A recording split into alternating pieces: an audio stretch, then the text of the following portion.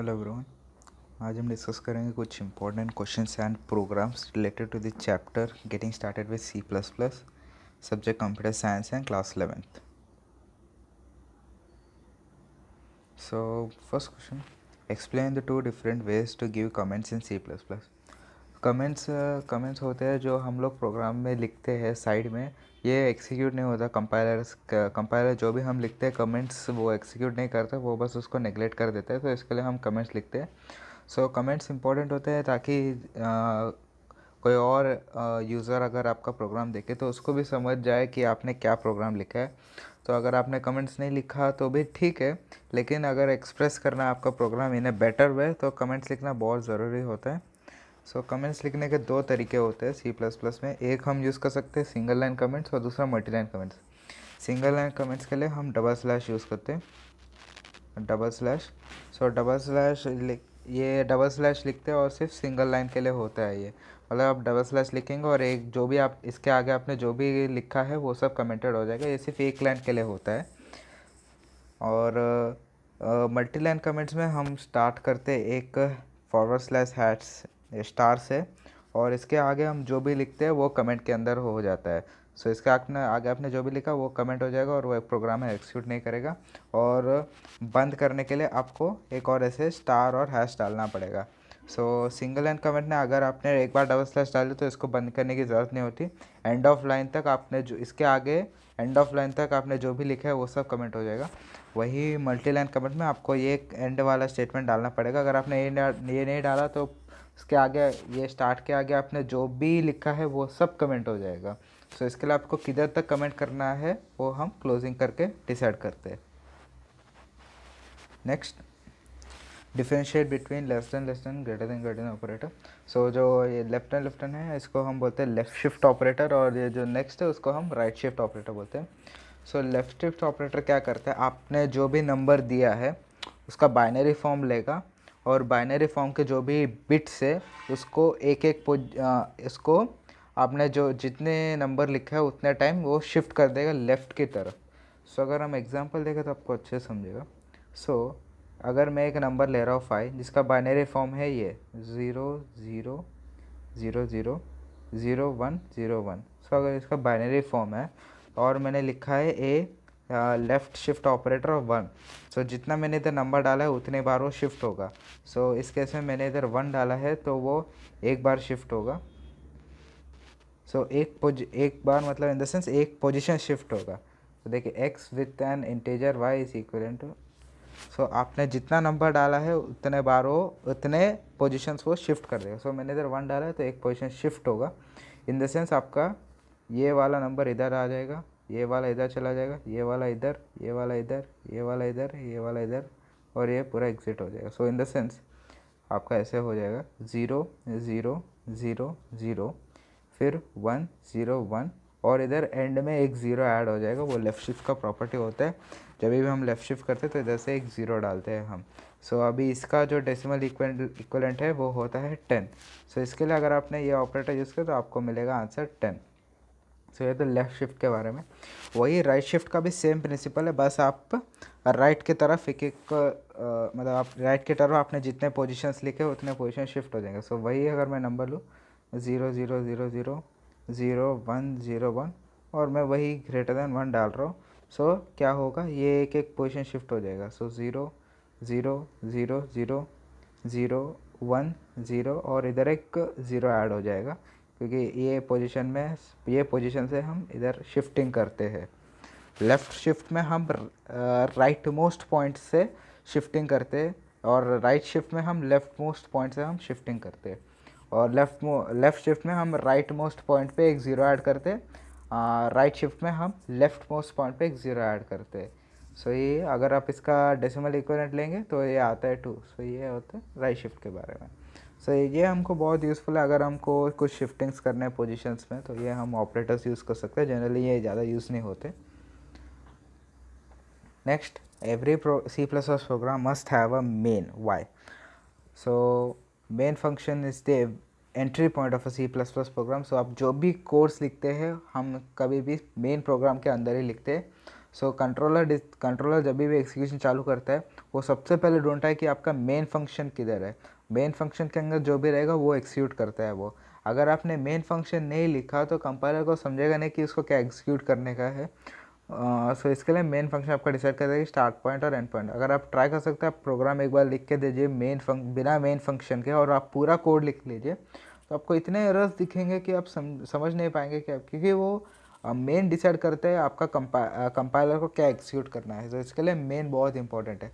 अगर आपने अगर आप ऐसे सोच रहे हैं कि मेन फंक्शन की जगह पे मैं कोई और फंक्शन यूज़ करूँ, जैसे क्योंकि मेन भी एक फंक्शन ही है, सो मेन एक फंक्शन है, तो मैं क्या कर रहा हूँ, एक कोई भी एक रैंडम फंक्शन का नाम लिख रहा हूँ मैं इधर, और उसके अंदर मैं कोड लिख कर ट्राई करूँ, तो भी आपका एरर देगा ही, क्योंकि आप मेन फंक्शन की कंट्रोलर हमेशा मेन फंक्शन ही देता है। आप ऐसे नहीं कोई भी एक रैंडम फंक्शन ले और उसके अंदर लिख दे और आप मेन नेगलेक्ट कर दे, तो भी आपका एरर दिखेगा और कोड एग्जीक्यूट नहीं होगा। सो इसके लिए मेन फंक्शन बहुत इंपॉर्टेंट है।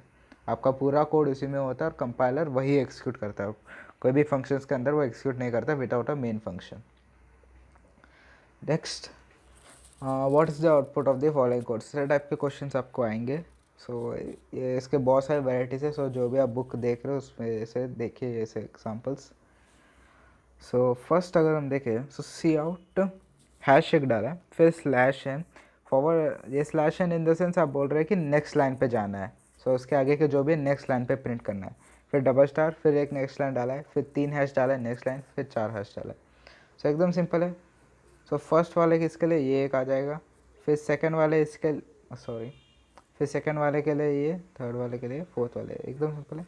Next, char a @ cout a, cout single quote a. So आपको पहले सी आउट में आप ए बुला रहे, ए वेरिएबल बुला रहे, सो ए वेरिएबल में स्टोर्ड @ तो इसके लिए आपको @ डिस्प्ले होगा। नेक्स्ट में आप बुला रहे सिंगल कोट्स में ए, मतलब इन द सेंस जो भी सिंगल कोट्स में लिखा है वो डिस्प्ले हो जाएगा डायरेक्ट। तो सिंगल कोट में आपने 8 लिखा है तो आप इसके लिए आपको ए डिस्प्ले होगा। एकदम सिंपल प्रॉब्लम से, इसमें डिस्कस में बात नहीं है। सो नेक्स्ट, अभी थोड़े प्रोग्राम्स देखते हैं।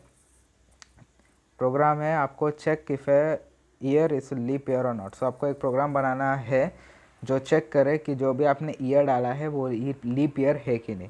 सो ये एकदम सिंपल प्रोग्राम लगता है हमको। क्या बेसिक नॉलेज क्या होता है कि डिवाइड बाय 4 हो रहा है वो ईयर, तो वो लीप ईयर है। तो हम लोग क्या करते हैं कि वो जो ईयर लेते हैं उसको 4 से डिवाइड कर देते हैं, अगर वो 0 इक्वल हुआ तो हम लीप ईयर लिखते हैं, leap year, else not a leap year, हम ऐसे लिख देते हैं। लेकिन ये आपका प्रोग्राम का एंड नहीं है, आई एम सॉरी टू से, क्योंकि अगर आपने बस इतना लिखा तो 5 मार्क के क्वेश्चन में आपको सिर्फ एक ही मिलेगा, क्योंकि सिर्फ डिवाइड बाय 4 कंडीशन सेटिस्फाई हुआ तो वो लीप ईयर नहीं है। सो लीप ईयर के लिए 3 कंडीशन सेटिस्फाई होने चाहिए। सो फर्स्ट है कि वो जो ईयर है 4 से डिवाइड होना चाहिए, in the sense equal to 0 होना चाहिए, 4 से डिवाइड होना चाहिए। इसके बाद हम चेक करते हैं कि वो ईयर 100 से डिवाइड ना हो, 100 से डिवाइड नहीं होना चाहिए वो। अगर वो 100 से भी डिवाइड हो रहा है तो हम चेक करते हैं कि वो 400 से डिवाइड हो रहा है कि नहीं। अगर वो 400 से डिवाइड हुआ तो हम डिक्लेयर करते हैं कि ये लीप ईयर है, एल्स नॉट लीप ईयर। ठीक है, अगर वो 100 से डिवाइड नहीं होता है तो हम लीप ईयर डिक्लेयर करते हैं, और अगर वो 4 से डिवाइड नहीं हुआ तो हम नॉट लीप ईयर डिक्लेयर करते हैं। सो ये 3 कंडीशन है, divide by 4, divide by 100, divide by 4, ये 3 कंडीशंस आपको लिखने चाहिए, तभी आपको फुल मार्क्स मिलेंगे इस क्वेश्चन के लिए। अगर आपने सिर्फ ये डिवाइड बाय 4 लिखा तो आपको सिर्फ 1 मार्क मिलेगा। सो अभी कोड की तरफ चलते हैं। जैसे हमने डिस्कस किया, पहले 4 से डिवाइड होना चाहिए, अगर वो ट्रू है तो 100 से डिवाइड होना चाहिए, अगर 100 से डिवाइड नहीं होना चाहिए, सॉरी, अगर वो 100 से डिवाइड हो रहा है तो हमको चेक करना है कि वो 400 से डिवाइड हो रहा है कि नहीं। सो वही हमने कोड में लिया है, include iostream.h में इंट ईयर मैंने इनपुट में ले लिया। फिर मैं क्या चेक कर रहा हूँ कि ईयर 4 से डिवाइड हो रहा है कि नहीं। अगर वो हो रहा है तो 100 से, उसके अंदर भी मैंने नेस्टेड इफ़ लिया है 400 का। सो अगर पूरा नेस्टेड इफ़ का ये लिए, अगर वो 400 से डिवाइड हो रहा है तो वो leap year, else not a leap year. फिर ये जो नेक्स्ट एल्स है वो बता रहा है 100 वाले स्टेटमेंट का, कि 100 से अगर वो डिवाइड नहीं हुआ तो वो लीप ईयर है, और इसके नीचे जो एल्स है वो बता रहा है 4 से अगर डिवाइड नहीं हुआ तो नॉट अ लीप ईयर। सो एकदम ये सिंपल प्रोग्राम था, बस आपको ये कंडीशंस नहीं पता थे। सो आपको ये कंडीशंस ध्यान में रखने, पहले 4 फिर 100 फिर 400, 4 से हुआ तो ये एल्स ये, और अगर 100 से नहीं हुआ तो नॉट अ लीप ईयर, और अगर 4 से नहीं हुआ तो not a leap. Okay, next, write a program to swap two numbers using a temporary variable. ये भी थोड़े क्लासिक क्वेश्चन है। सो आपको क्या है, दो नंबर लेने हैं, दो नंबर कोई भी एक वेरिएबल में स्टोर करना है, ए और बी, और इसके वैल्यूज आपको इंटरचेंज करने हैं यूजिंग अ टेम्पररी वेरिएबल।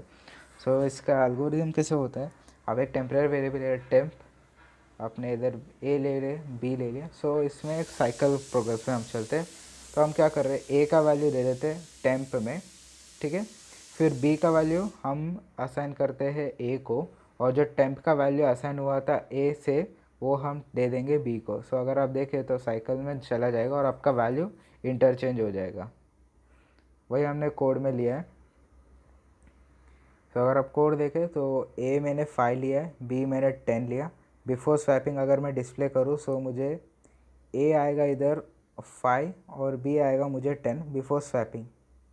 और अब जैसे हमने डिस्कस किया है, पहले मैंने ए का वैल्यू भेजा है टेम्प को, फिर मैंने बी का वैल्यू लिया ए में, और बी टेम्प का वैल्यू मैंने असाइन किया बी को। सो स्वैप के बाद मुझे इधर मिलेगा ए का वैल्यू 10 और बी का वैल्यू 5। सो स्वैप हो जाएंगे using a temporary variable.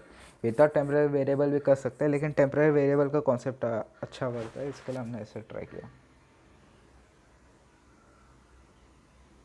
Next, write a program to find the sum of natural numbers using a loop. So ये प्रोग्राम में आपको क्या करना है, आपने जो नंबर डाला है वो नंबर तक आपको सम निकालना है। सो मुझे मैंने 10 लिया, सो 10 इन द सेंस मुझे सम निकालना है 1 2 3 अप टू वे टू 10, और इसका जो आंसर आ रहा है मुझे वो प्रिंट करना है। सो ये है आपको करना है। तो इसके लिए हम क्या कर सकते हैं, एक लूप चला सकते हैं जिसमें स्टार्ट करें हम 1 से और ये नंबर इंक्रीमेंट करते जाए, तो नेक्स्ट 2 फिर नेक्स्ट 3 और लास्ट नंबर तक जाए, और वो सबको हम ऐड करते चले जाए।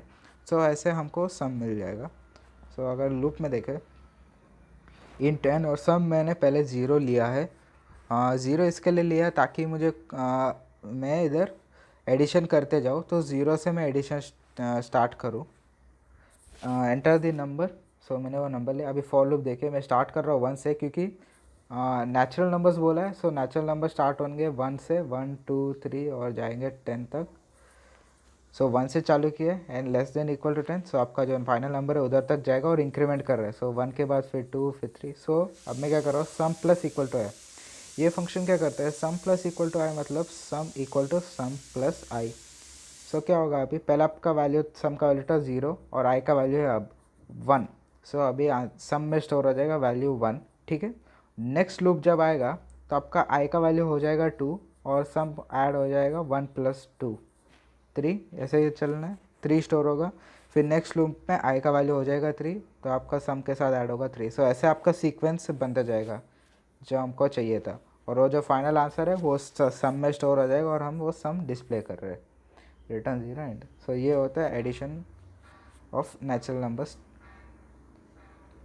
सो इस वीडियो में हमने कुछ इंपॉर्टेंट क्वेश्चंस एंड प्रोग्राम्स देखे related to the chapter getting started with C++। Thank you.